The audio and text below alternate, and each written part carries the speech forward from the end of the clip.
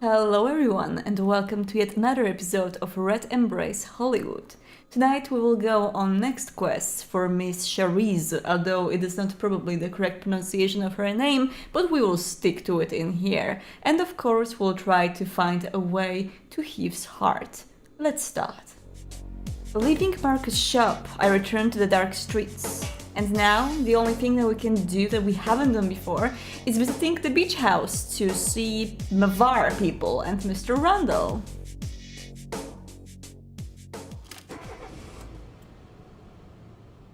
I had my driver take me back to the beach, deciding to stop by Randall's place.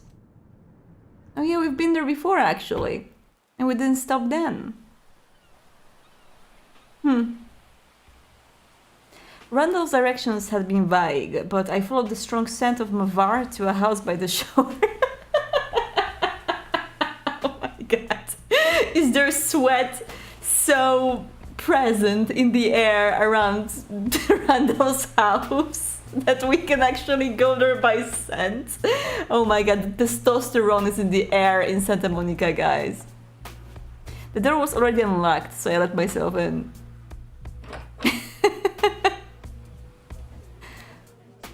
Nice artwork. Inside, a diverse blend of vampires filled the open space, chatting and laughing over drinks. Also, the scent of sweat was too much. I noticed Randall in one corner, surrounded by a group, but when our eyes met, he gave me a friendly wave. Talk to Randall, why not? He listens to Kiss and Nirvana, look at this guy. As I approached Randall and his group, he murmured something quickly to them, then slipped out of the circle. Hi. Hey Vince, glad you could make it out. This is your first time here, right? How are you liking it so far? It's not what I normally associate with vampires, but it's interesting.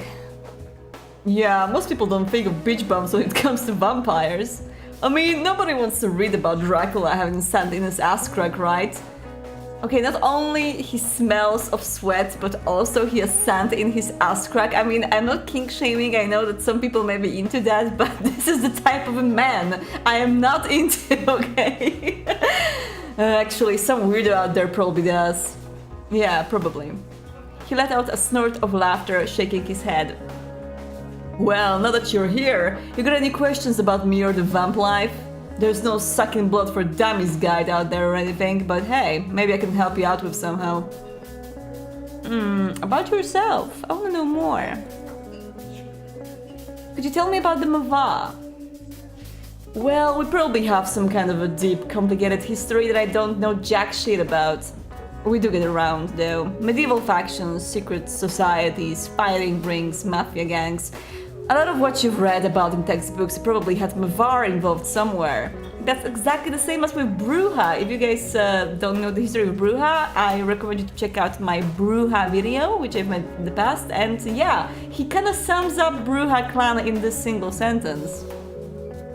He shrugged his gaze briefly, drifting around the living room. As society changes, so do we. So do all vampires.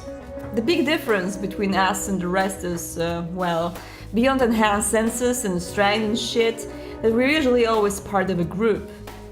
Lone Mavar, they're pretty rare. Couldn't really tell you why. Instinct, I guess. I need to be a part of something bigger.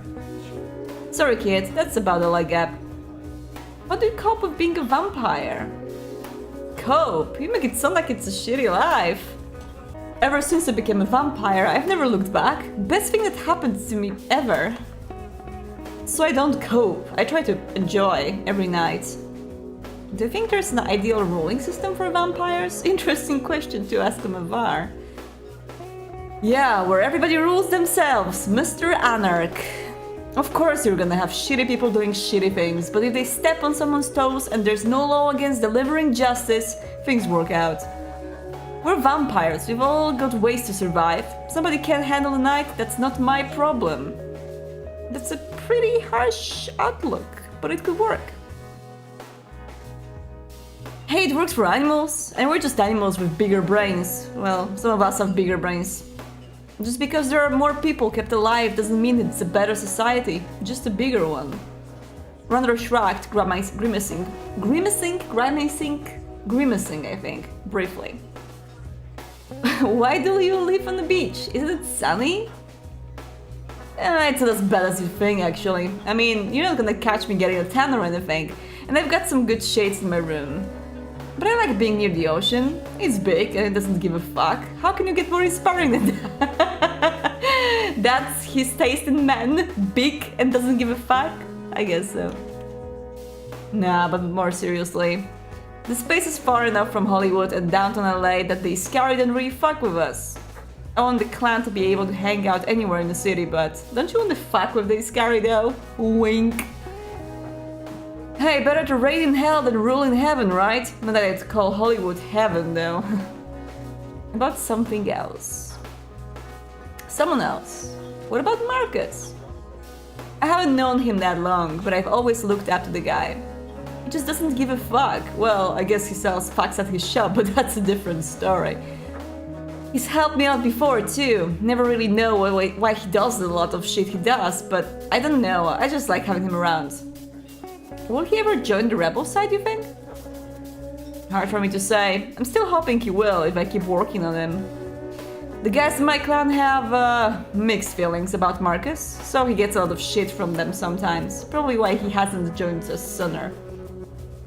But I think they could warm up to him pretty quick. He just needs to pull out that weird preacher charm on him. What about you and Heath? You probably really dislike Heath. Like, everyone dislikes Heath in this game, except for me.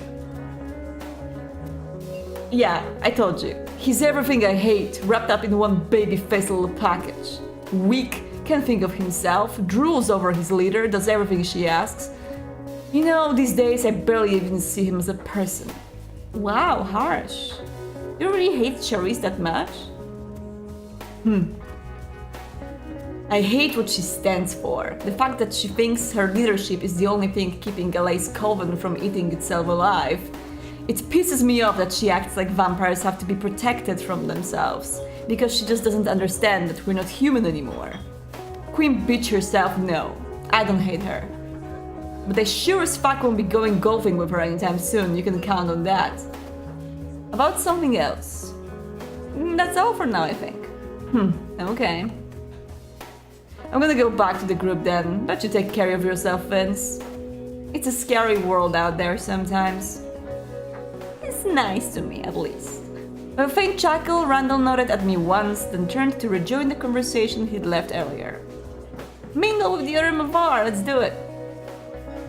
I began drifting between the clusters of Mavar, looking for a conversation to step into. Nobody seemed to know what to make of me, and most of the looks I got were confused, curious, or downright suspicious. For my first impression on them, I decided to act.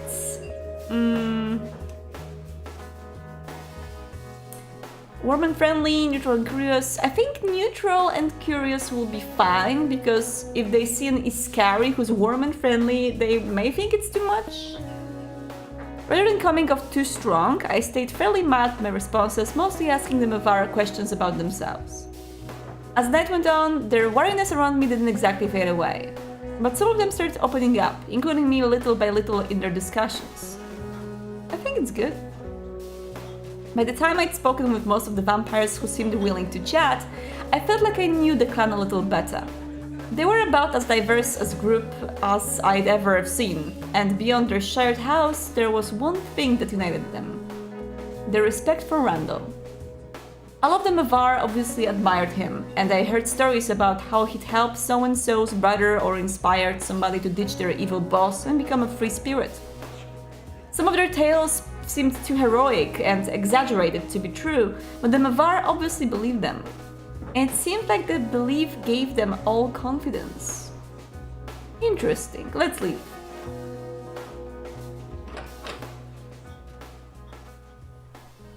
Slipping out of the beach house, I made my way back across the sand.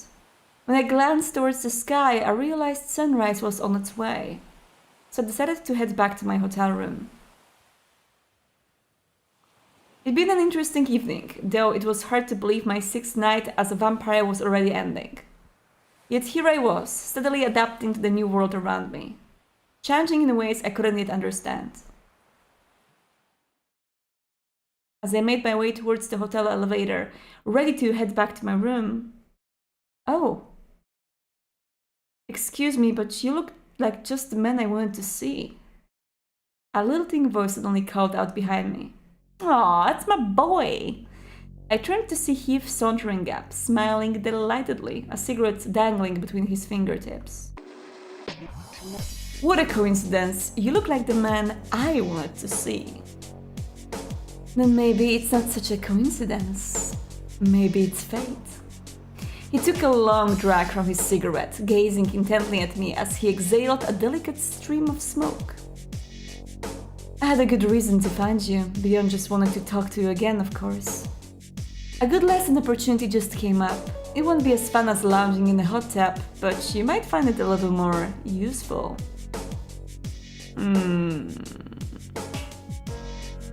I was hoping for something exciting again.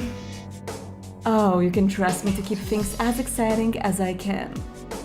Though I have a feeling this one might get a little too exciting. He trailed off briefly but soon cleared his throat and continued. Now, this lesson. Tomorrow night, there's going to be a meeting between a few Iskari and Golgotha representatives at my bar, Saturnalia. I suppose you could call it the last attempt to reach an agreement. Charisse is trying to calm things down before more people get hurt. He paused for a good few seconds, his eyes flicking between my face and the ground by my feet. I volunteered to oversee things, and I asked Charisse if I could bring you along. She seemed very happy with the idea. I think she sees a lot of potential in you, Vince. I do too.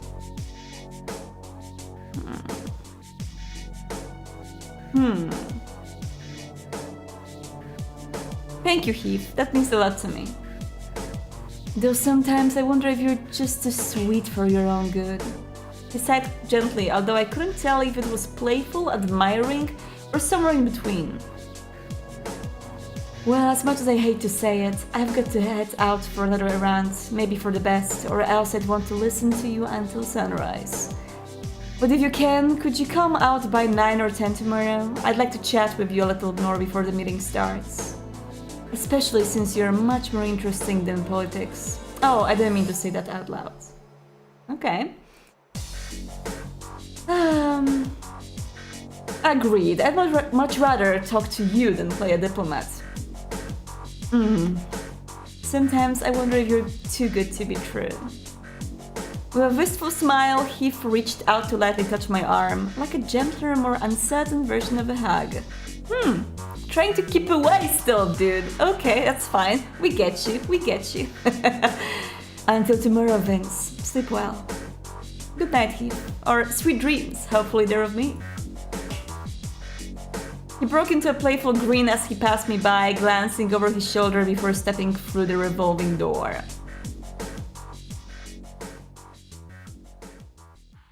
I returned to my room feeling at least somewhat satisfied.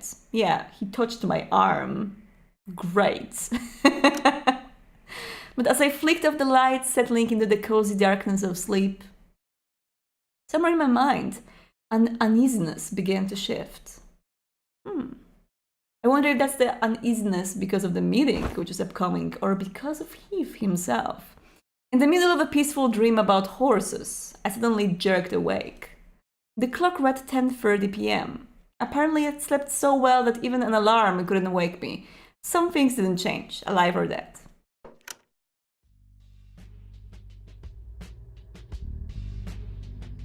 Dressing myself hastily, I hurried downstairs and out towards the street. It was a nice night, and I probably could have walked to Saturnalia if I'd left sooner, but I didn't want to be late. Am I not hungry? I hailed the cab and relaxed in the back seat, watching the city lights flicker by my window. For some reason, as we rode down the street, I had the odd sense that I was being watched. By whom or what, I had no idea. Definitely not the cabbie, who was loudly singing along to Bayside Boys' version of Macarena on the radio. But I couldn't shake the feeling that a pair of eyes was following me, observing me distantly.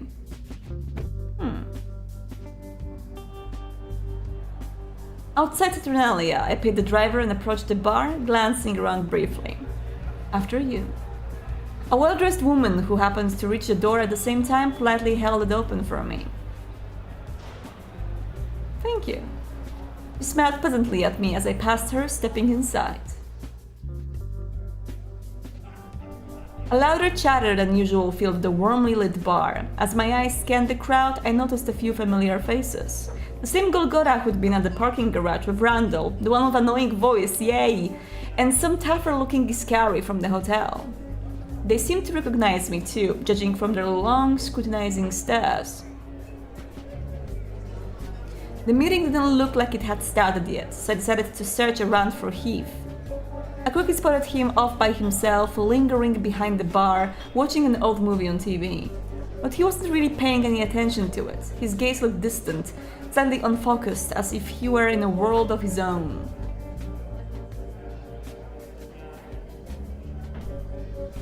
Even when I approached him, he still didn't notice me. With that far-off look in his eyes, he rolled an unlit cigarette between his fingertips, circling it against his thumb and forefinger over and over. Gently squeezed his shoulder. For a moment, a relaxed, even blissful expression drifted over his face. But he quickly jerked away, turning to face me with a startled gasp. Vince! I didn't see you coming. I'm sorry. You looked very lost in thought. Oh, I might have been. Not about anything that would surprise you, I'm sure.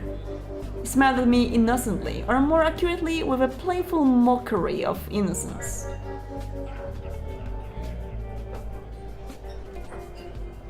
But in all honesty, I'm glad you came, Vince. I was starting to get a little nervous, to be honest. He paused, biting his lower lip hesitantly, eyes flicking towards the Golgotha in the corner. It's hard to predict how they'll bargain, and well, I always feel like the Golgotha can read my mind. It's hard to play diplomacy games if your cards are already exposed. You'll be fine, Heath. I can step in if you need me. Thank you, Vince. It's not like this is my first time. It just doesn't ever seem to get any easier, especially not with the stakes, when the stakes are as high as they are. Yeah, well, stake him right in the heart of your diplomatic skills. Oh wow. That was an interesting joke. He chuckled, shaking his head affectionately. If it seems like I'm worrying too much, I'm sorry. It's just that I get very passionate about things. Before I went on set, my mother would always say to me, when you really believe in a character, you're not putting yourself in them. They're coming out of you. That's why I try to completely put myself into everything I do. Because when it becomes a part of your identity, when it's not just a job or a cause or a hobby, you can find true meaning in it. And we all need meaning to get us through life. I'm not going to ask this question, because that might strike too close to home. I think you're right. Our passions make life worth living. I couldn't agree with you more. They're essential to life. And I'm sure you must have plenty of passions yourself, as another is scary. Especially when it comes to other people. Or I get attached to a lot of things easily. It sounds like we can get attached to a lot of people easily too, you know? This one. Or, oh, that sounds good. Not as many as to think, but I treasure them. I respect that. Sometimes less is more. He nodded in understanding, gazing at me admiringly. You know, Vince, if this meeting goes well, you and I might be heroes. None of us, well, the Golgotha and Iscari at least, want to see any more bloodshed. A compromise between the Golgotha and us could lead to a treaty with the Mavar, and we could say we helped make that happen. You're right, this might be the key towards a peaceful end to the war. He seemed to practically glow at the idea, reaching up to trail a fingertip lightly along his cross. Charisse, Marcus, even Randall, I think, would thank us for it. I don't want to disappoint them, or you. You could never disappoint me, Heath, boy. I don't know about that, Vince. Me neither, honestly. Like, it wasn't an honest answer in here, but it's fine. I'm trying to be nice. Despite his modest response, he didn't try to hide the delighted glimmer in his eyes, biting lightly on the tip of his thumb. Excuse me. One of the Iskari came up to us, clearing his throat. The Golgotha have informed me they'd like to begin the meeting. He glanced at me, a hopeful smile twitching onto his lips, maybe to reassure himself more than me. Smiled warmly back at him. When I returned the smile, he brightened visibly, biting his lower lip to keep his own smile from widening. We followed the Iskari towards the center of the room, where the group of Golgotha were already waiting. Why, hello, Vince. As Heath and I approached, the emissary bowed politely at me, one hand holding his white hat. Your first appearance at the parking garage was quite impressively bold, if I may say so.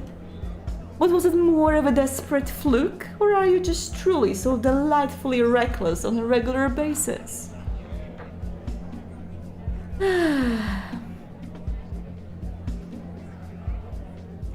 Reckless, it was calculated. Do we want to open cards this? Okay, yeah. Oh, how very strategic of you. Oh, that reminds me. Since you're new to our delightful urban underworld, I should introduce myself. My name is Zhang. And you are Heath, yes? Zhang glanced over at Heath, a slow smirk coiling on his lips. Oh, but you look slightly uncomfortable over there. There isn't a draft on your side, is there? He brushed some hair from his forehead, then reached to light his cigarette. No, I'm fine, thank you. I see. The Golgotha's shadowed eyes flicked between Heath and me, narrowing slowly into contented slits. Well, shall we get to the nitty-gritty of our negotiations? I'm happy to say we are quite willing to aid the Iskari against the Mavar uprising, in exchange for a few simple amendments to Miss Locke's enforced rules. The Iskari agent standing near us stiffened. He still wore a cordial, neutral expression, but he obviously didn't trust Zhang one bit. Firstly, we don't believe that taking of blood pets should be limited or bound by rules. We view it as a very impractical and unfair infringement of our rights, especially in a crowded vampiric city such as Los Angeles. Blood pets are like ghouls in this game, so that would mean, I think so, I don't know, that would mean that the Santa Monica guy that we literally shunned off of ourselves was our blood pet, or could potentially be our blood pet. Interesting. He wiggled one finger as he spoke, like we were a classroom of delinquents who needed to be lectured. We also wish to see the arbitrary restrictions on turning mortals completely nullified. Free embraces? That's harsh. It's not what Camarilla wants, really. For after all, it is quite a core part of our natures and a responsibility we should be trusted with. I don't know, dude. Like, if it was free for everyone to embrace as many vampires as they wanted to, some freaking lovable Toreadors would make way too many of them, and it would be a problem of overpopulation and too little hunting grounds if everyone turns into vampires. So, no, Mr. Sabat, I don't think so. Two very reasonable requests, wouldn't you agree? Nah. His gaze drifted across the Iskari before finally coming to land on me, his lips suddenly jerking up into a sharp, expectant grin. For whatever reason, he seemed more interested in my approval than in Heath's, even though I wasn't the negotiator here. You want all restrictions on blood pets and turning removed. That is precisely it. Your phrasing suggests a little displeasure, but I do hope that isn't the case. Heath straightened beside me, leaning forward with intention to speak, although he hesitated for a moment. I think everyone here knows that your motives aren't that innocent. We don't want the war to continue, of course not. But we don't want another one to start right after it either. Oh, I don't doubt it, Mr. Heath. Everyone here is also aware of your extensive, selfless desire for peace, I'm sure. Zhang's tone was so cheerfully polite that it veered towards mockery. But for whatever reason, it seemed to cut right into Heath, and he didn't try to defend himself. However, to address your concerns, you're quite right in some respects. Our intentions here are not only for more personal freedoms. Zhang pressed his lips together solemnly, gesturing to all of the room with one hand. More importantly, we want to find better ways to deal with our condition, not simply to continue bandaging an ever-bleeding wound, so to speak. Research and experimentation are necessary for this, and Miss Locke's current rules make things quite difficult in that regard. A newcomer like Vince can surely feel the full brunt of our daily struggles, adjusting to our various curses, dealing with regular consumption of blood. For however much we'd like to pretend turning will only happen lawfully, the truth is, mistakes inevitably happen. So why not focus making a better life for all of us, Zhang flashed a wide grin towards Heath, who looked visibly uncomfortable. After a long moment, Heath tentatively reached out to put a hand on my shoulder, his delicate fingers squeezing lightly. Vince, do you think we should consider it? His barely audible murmur was rife with doubt. I know we can't fully trust them, but I can't help but feel like it's better than the alternative.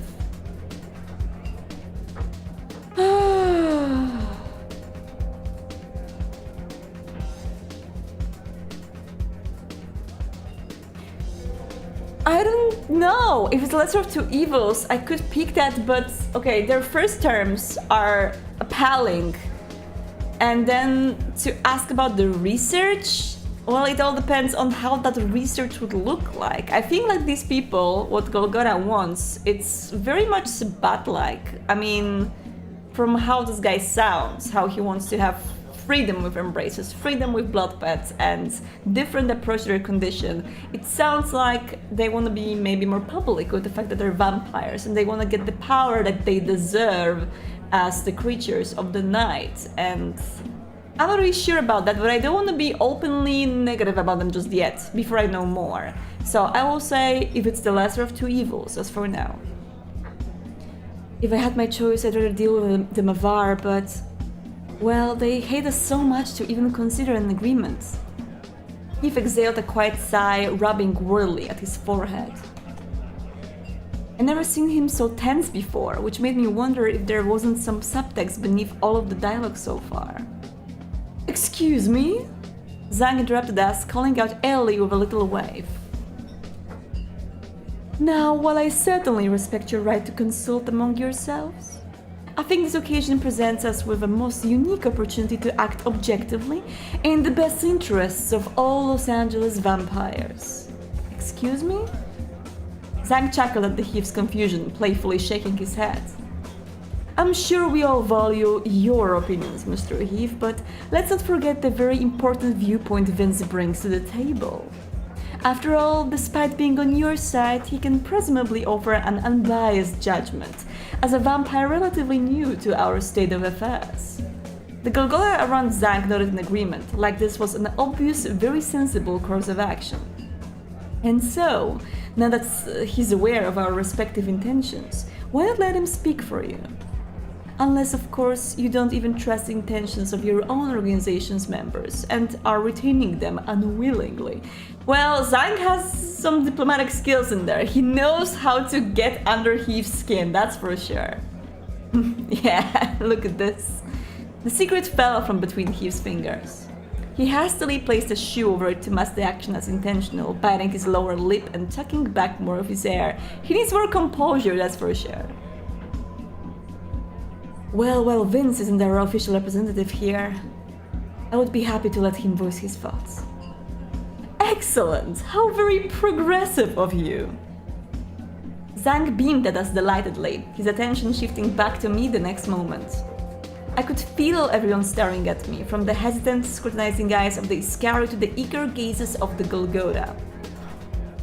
Then, what are your thoughts, my fine Iscari colleague?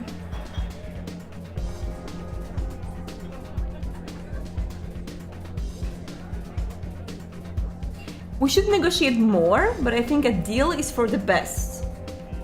Ah, not unreasonable conclusion? I noticed a number of Iskari nodding in approval, a few of them even clapping to show their support. In that case, shall we... At that moment, the bar's front door flew open. A large group spilled inside, shouting the second they laid eyes on us. Whoa, whoa! What kind of fun's been happening here? At the front of the rough, angry-looking group stood Randall. I knew it. Oopsie.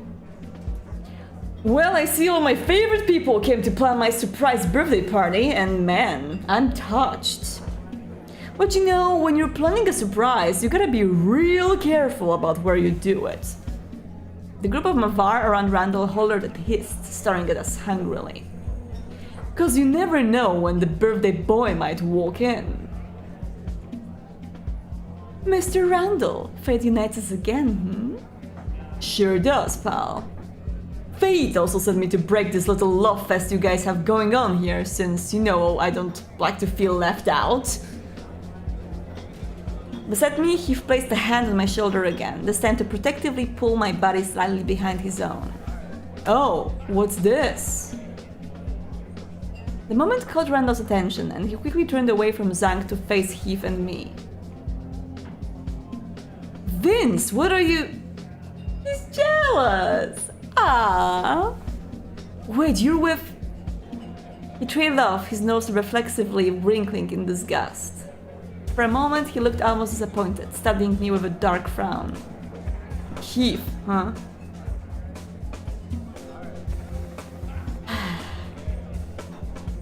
You have a problem with Heath? A lot of problems, but if I started listing them, we'd be here until sunrise. His voice quickly turned dismissive, and he waved a hand as if to brush away the topic. You know, I'm more curious about what's got the prettiest and craziest all in one place. Because the way I remember it, this bar's supposed to be a neutral ground, not an Iskari meeting room just cause it's run by one. The war has changed a lot of things, Randall. He finally spoke up, forcing a loudness into his voice that didn't really seem to belong there. When you're leading a rebellion, you can't expect us to just lie down and be executed. Who the hell's talking about executing anybody? That sounds more like something Queen Bitch would pull, or like one of the fucking reasons we started to fight back in the first place. Yeah! I'm sure fucking does! As Randall snarled back at Heath, the Mavar around him shouted in agreement. I noticed a lot of them were openly carrying weapons, just like the Iskari and the Golgotha. Whatever accusations you make, more violence isn't going to solve anything. If we can just find a way to peacefully... Yeah, sure, except we all know how that ends up.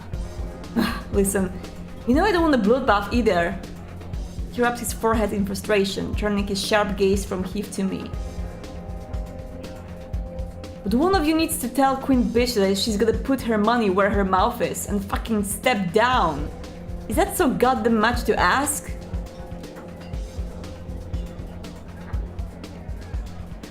Listen, I think everyone needs to calm down. Calming down doesn't get anybody anywhere, newbie. Unless you've got some kind of catch-all solution to this shit, and if you do, I'm listening.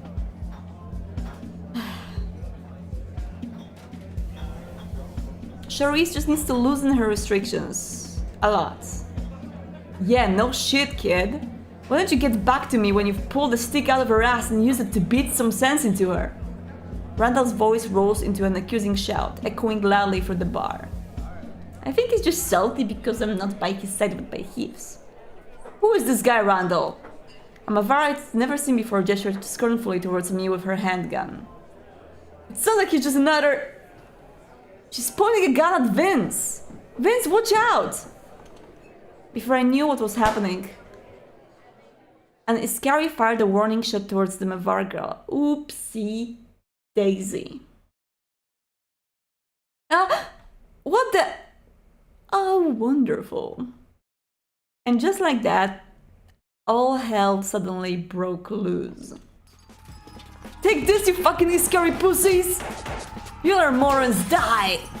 What the hell is fuck? Vince! In the midst of all the sudden gunfire, Heath dived towards me. Drop down and pull him with me. Grabbing Heath's arm, I dropped down to the floor, pulling him down with me. I kept my head as low as I could, crawling towards the safety of the bar, making sure he was next to me. Aww. Shattered glass and screams tore through the air. In between the gunfire, I heard the dull ripping and fighting sounds, claws raking flesh. Vince! He held onto me as tightly as he could. Aww. His body was partially shielding mine, but he squeezed me like I was the one protecting and comforting him, not the other way around. I'll fucking kill you, come here! Lay down and die, you fucking facious pigs! You have to burn alive! Burn, burn, burn! Nobody cry! I didn't know who was yelling what or winning or losing. It just sounded like chaos, like everyone was losing. Vince. He squeezed his eyes shut, licking his nails against my arm. Embrace him. I curled my arms around Heath, pulling him into a tight embrace. He clung onto me without reservation, hugging me even more closely than I hugged him. You're making a horrible mistake, Randall. You can't hide from him forever, you know. Shut the fuck up, you goddamn lunatic! I recognized two voices through all the shouting. Randall's and Zhang's. Acting as if our fate is our own. You're quite the fool, aren't you? Where are you? I'm gonna find you, you fucking... And then their cries were drowned out again, swallowed in the fights. Is Randall going to die? A bullet whizzed over our heads, smashing into the bottles nearby. Crimson liquid gushed out in a dark torrent over the floorboards. Jerking away from the spreading puddle, he crawled more tightly against my side. Is it even possible? I could feel his whole body trembling, like a leaf battered by the winds. Just hold on to me, Heath. He quickly obeyed, pressing his head against my shoulder and biting his lip. It didn't stop him from shaking, but he seemed at least a little comforted, no longer flinching as bullets hammered the wall behind us. Soon enough, the fight began to die down. I heard the door slam open and shut, and from the thudding of footsteps, it seemed like the bloodshed was heading outside. Was it finally over? I raised my head just in time to see the last vampire scrambling for the exit, slipping in a pool of someone's blood before catching himself and stumbling through the door. Careful, Vince. Beside me, Heath slowly rose to his feet, eyes darting around to scan for anyone left behind. Surprisingly enough, there were no bodies on the floor, but from the large amounts of blood, I had to wonder if they hadn't been dragged out. I can't believe this, really. Heath shook his head in disbelief. He seemed almost unable to process what had just happened. I can't believe it either. It's so surreal. Heath clutched his face with one hand, staring at the bloodied floor through his fingers. And then when his gaze slowly moved back to meet mine, he rushed up to me, throwing his arms around me in an embrace. Vince, I'm so glad you're alright. I'm happy you are too. I was so worried. Were you really? About me? His voice trembled with emotion. He squeezed me tightly, nuzzling a little against my shoulder. After a long few moments, he stepped back from me with some reluctance. You were so quick thinking and calm back there, pulling me to safety like that. I owe you my life. I wasn't about to let you get hurt. My remarks seemed to make him positively glow for a second, his eyes sparkling at me. I mean, I don't really know about him anymore. At first I thought that he's a manipulative bastard and all of this is an act, but to see him being such a little coward during this whole situation makes me think like maybe he's just a big child, like a big boy who needs to be hacked and tagged. And yeah, I don't know. Maybe he's really that innocent as he seems to be. And this is actually going to be the end of him pretty soon, I feel. This game is bitter, I heard, and sad. So, I don't know anymore. Maybe he's manipulating, maybe he has some dark side to him, but I am in between right now. I think you should head back to the hotel as soon as you can, back to safety. I'll call for some help cleaning things up and securing the bar. We have to make sure the police are dealt with. I'll tell Charisse about everything later. As he spoke, the traces of excitement in his voice slowly faded. He seemed conscious of it, quickly putting on a small smile to compensate. I don't think I should leave you here alone. Please don't worry about me, Vince. I'd feel much better if I knew you were safe at the hotel. If you stay here a moment, I'll call you a taxi. At Heath's insistence, I let him phone in the cab for me. It pulled up outside before long, and Heath escorted me to the door, sending me off with a slightly too encouraging smile. As I climbed into the cab and set off towards the hotel, rain poured down around us like someone was emptying buckets down from the rooftops. Thunder rumbled at distance, although the muffled sounds almost sounded like cannon fire.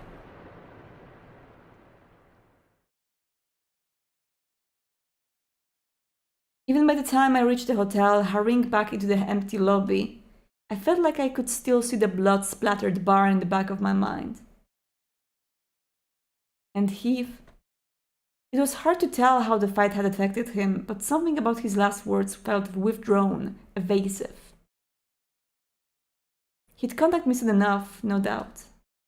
Though I had to wonder if tonight's fallout wouldn't leave a lasting scar. Oopsie. I wonder if there's a way to avoid this fallout, to avoid this whole battle there. My eyes fluttered open. I felt like I'd been having an intense dream, but as soon as I tried to remember it, the image faded away.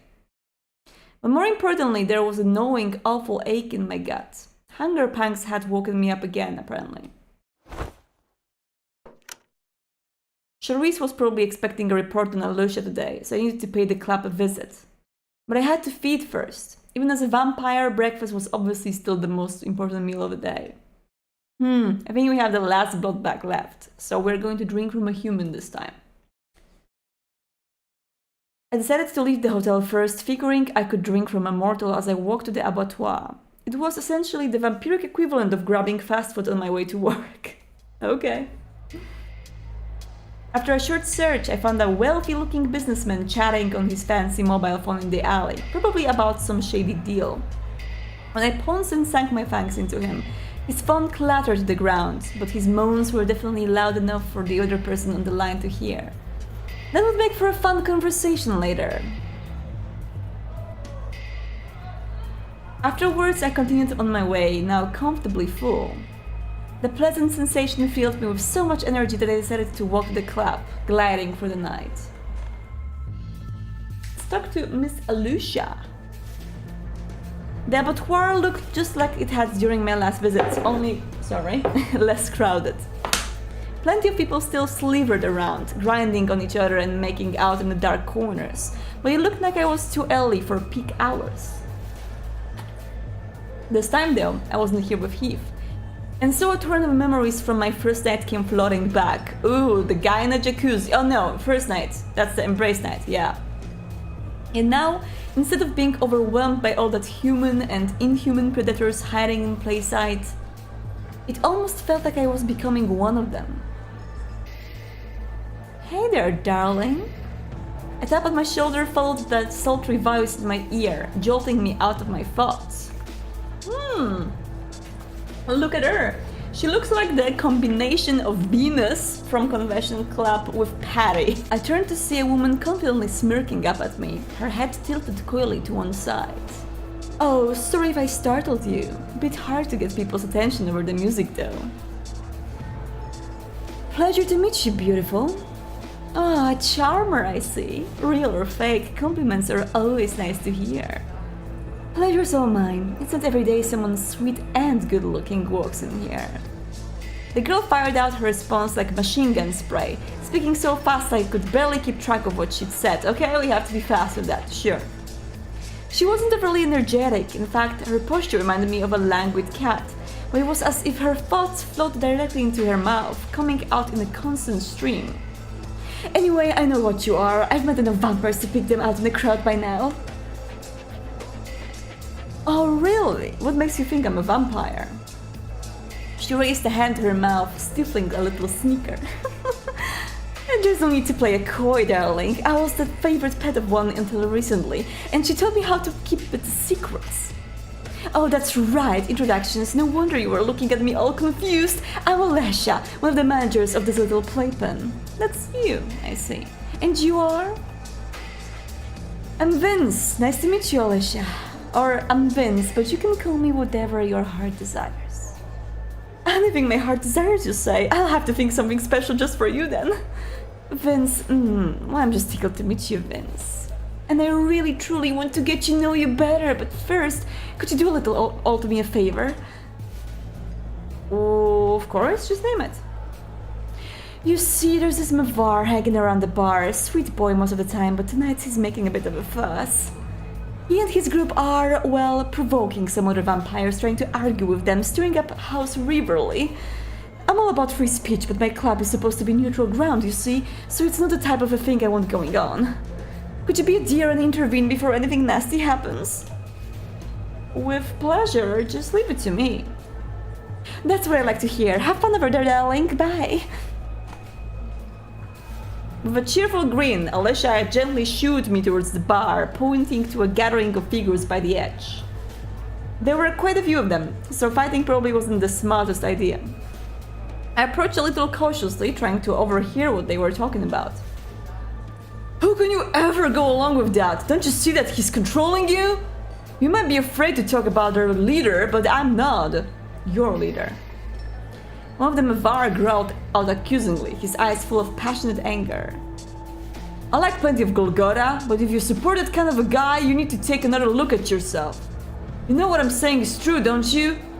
Some of the others at the bar averted their gazes, obviously not wanting to be pulled into the conflict. And you, Iskari, you know Charisse is no different? Turning you vampire just to have more soldiers for her cause, it's fucking disgusting. Nick's right, it's really disgusting. Yeah, and Randall, he'd never do something like that. Matters of agreement rose from the group behind the man. Nick. That's a pretty good-looking bartender. The bartender spoke up hesitantly, but the Mavar, whose name was Nick by the sound of it, kept going.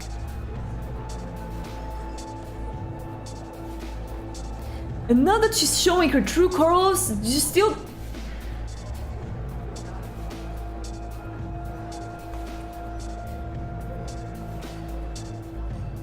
And now that she's showing her true colors, you still won't join us? It's not even about politics, it's about doing what's right. When our eyes met, Nick paused, doing a double take at me. Oh damn. You're the new guy, the one who just got turned? That's me, yes. Thought so. I saw you around before, I'm pretty sure. As Nick's focus settled on me, I noticed a few other looks from my way. Surprised, curious, very, like they were busy deciding whose side I was on.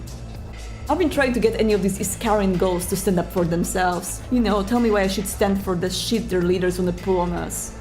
Laws about whether we can act like vampires or not, killing people who step out of a line, forcing everyone to keep their mouth shut. Sometimes feels like the Mavar are the only vampires who care about their freedom. That's not true. I'm an Iskari and I care about it. Oh yeah, is that right? And what do you think about Charisse? Are you just gonna let her drag you by the chain? I believe Charisse is a good leader. She's trying to look out for us even if she seems harsh. Good leader? You mean a dictator? He let out a passionate sigh, ruffling the back of his shaggy hair. I'm not here to stir up trouble just for the hell of it, but sometimes you've got to push a situation to get any results. This is a coven. We're like an organism. Everything affects everything else. And you're part of it now, Vince. You understand that, right? I'll take a stand for my beliefs when I think it's the right time. You will, huh? Well, that makes me feel better. At least I know you can stand up for yourself and you didn't get brainwashed by Charisse. I know I'm wasting my non-existent breath on the Iskarian ghost here, but you seem smart enough to not buy the bullshit.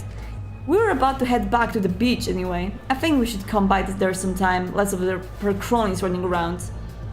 Alright guys, come on, let's get out of here. As Nick offered, I noticed the Iskari and Golgotha giving me long, disapproving looks. But the Mavar flashed me warm grins on their way out, a few of them patting my shoulder as they passed by. Oopsie! How do they like me now? I wanna see. Iskari liked me a lot. Golgotha okay, that was actually a good decision because Mavar likes me the least so far. So that's good. I'm very human-like too. I'm more determined than reserved, and I'm more diplomatic than outspoken, which is kind of good. Alrighty. Leaving the bar behind, I wandered back through the dance floor, searching for Alusha. Soon I spotted her standing by the wall, chatting with a man in something very close to a gimp suit. She quickly waved him off as I moved closer, welcoming me with a bright smile. Seems like your diplomacy did the trick, darling. Very nice. Now that you've taken care of that nasty business, why don't you tell me what you really came here to say? I'm all ears. She leaned in close enough to comfortably talk without shouting over the music, and I caught a whiff of rosy perfume. I came to negotiate an information deal. A deal? Whose deal? Just what kind of information? This sounds a bit ominous. Charisse wants to know about the vampire meetings and fights here. Charisse. Alright, Charisse, yes, my mistress always calls her the queen bitch like Randall seems so fond of doing. So, Locke wants to know what happens around the club, is that it? It's true, a lot of your folks come in here, usually looking for a quick bite. She's good timing. A week ago, I wouldn't have been able to say yes. My mistress, Jackie, she hated Locke, though she was the devil in a dress. But then she disappeared. Haven't seen her since, so I assume she's dead.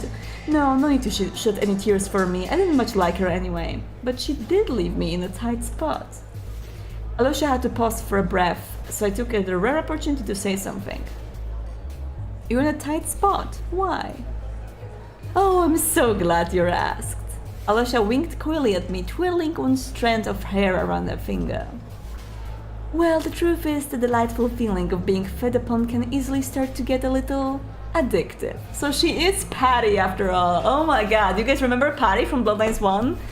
She's Patty, but just a little bit more, how to say, charismatic, and also maybe with a little bit of a Venus vibe in there, able to run an establishment like this. So yeah, she's Patty but better. In fact, the only reason I stuck around my mistress for so long was because I needed my fix, so to speak. It's been quite awful without it, you've no idea. So I need someone to take a bit of blood from me now and then, no strings attached, just a win-win for giver and taker. It didn't take a genius to see what she was getting at. I could send someone over to help you. How thoughtful, you wouldn't mind? I promise you'll have a friend forever in this girl. Alusha doesn't forget cuties who help her out. Then I'll ask Charisse to sort it out, don't worry. Oh, thank you so much, darling. Anytime you need something, you know who to call. Oh, and could you make sure they're cute? The vampire who gets sent over would really be the cherry on top. She beamed at me in delight, clearly thrilled by the new arrangement. Oh, before I forget, about the deal, Hollywood Heights Hotel is their headquarters, right? I'll give her a call tonight, see about setting up a little agreement. But for now, I need to be getting back to work, I'm afraid. Come by again as soon as you can. Thanks again for everything. You've got a real pluckiness to you. I bet you're going to go far one day.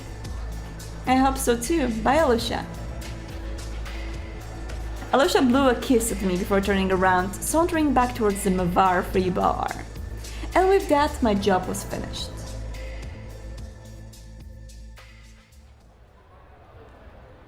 After worming my way past a few unwanted admirers, I managed to slip out of the club. With still plenty of time before sunrise, I could visit a few places tonight, if I could just find a taxi to flag down. The main streets were already flocking with people. I turned the corner to a more quiet road, about to hail an incoming cab, when my senses suddenly prickled. Someone was watching me. And that's where we'll end today's episode, guys, because I can only leave a little cliffhanger in there, and we will see who exactly is watching me in the next one. Thank you so much for joining me today, and I really hope you enjoyed this episode, and see you soon in the next one. Good night.